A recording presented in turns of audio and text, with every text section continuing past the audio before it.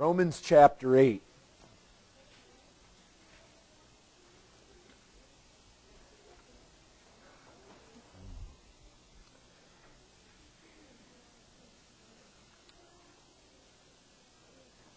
Romans 8, I'm going to begin reading in verse 16.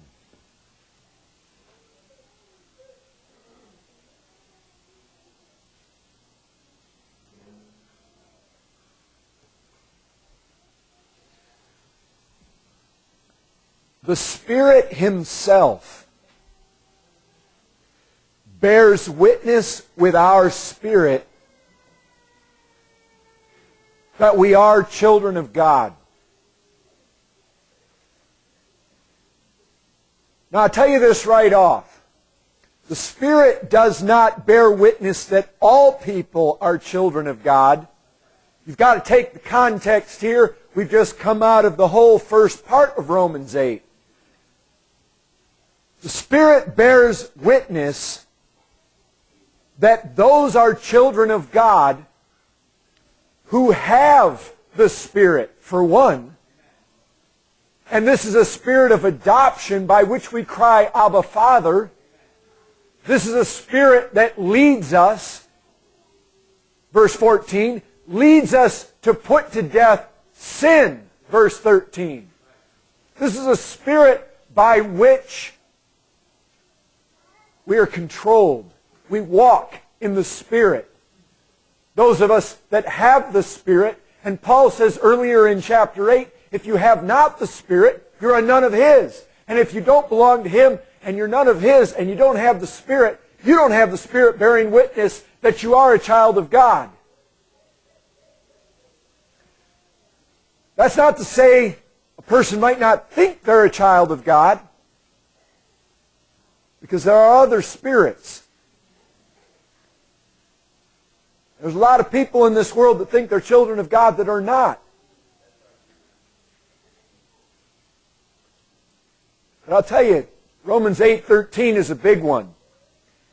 If you have declared war on sin, have basically lived a life loving sin, looked to the cross, and had your life so transformed that you now are at battle with sin, all sin, not just some, not selective, and you bear the marks that the Spirit of God is there. The Spirit of God leading you like that. If God is no longer distant, but He is now a Father, you find yourself crying to Him, Abba, Father.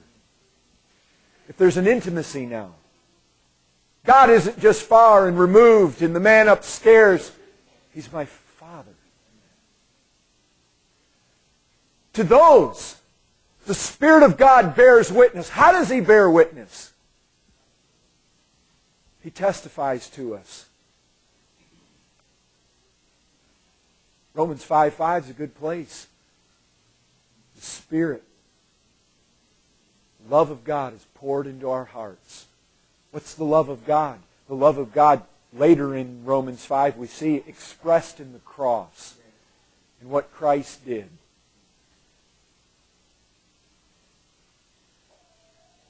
That's the witness of the Spirit. The reality that the cross is for me.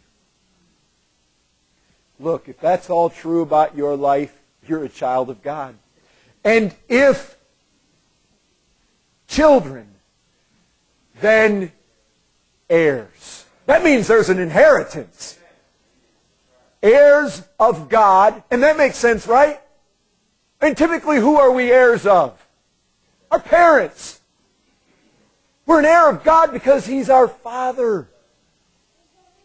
And fellow heirs with Christ. And you know what that implies? Christ is not only my Lord, He's my what? My brother. Now here's where we're at. Provided I get the inheritance, provided. You see that word there? Provided we suffer with Him, in order that we also may be glorified.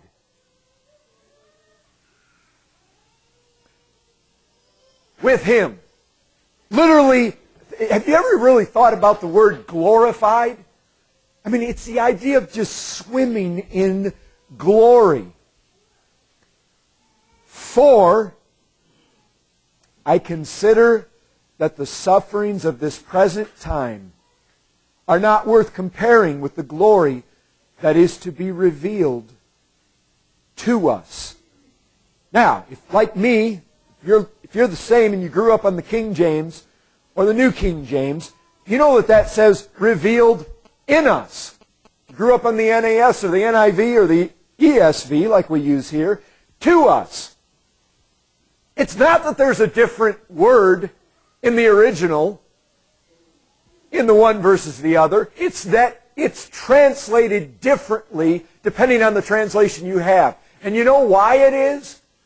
Because the word itself doesn't exactly mean in, nor does it exactly mean to. It is actually the word that means toward. It's the picture of glory that is literally reaching out toward me, grabbing me, and pulling me into it. And so I actually see it. It's a glory that's revealed to me, but then it's also a glory in me because that glory just consumes me. I mean, you know that this is what Scripture teaches, right? John says the glory of Christ is revealed to us, and when I see that glory, what happens? That glory just sucks me right in, and I become part of the glory. That's what's happening here. And Paul says, look, our sufferings are not even to be compared to this. Now watch what happens here. Verse 19. Now Paul wants to take our suffering and put it in a global, or you might even say universal context. And watch this. For the creation. He means what was created, the universe. Waits with eager longing for the revealing of the sons of God. He's implying here there's a day coming when we're going to be revealed.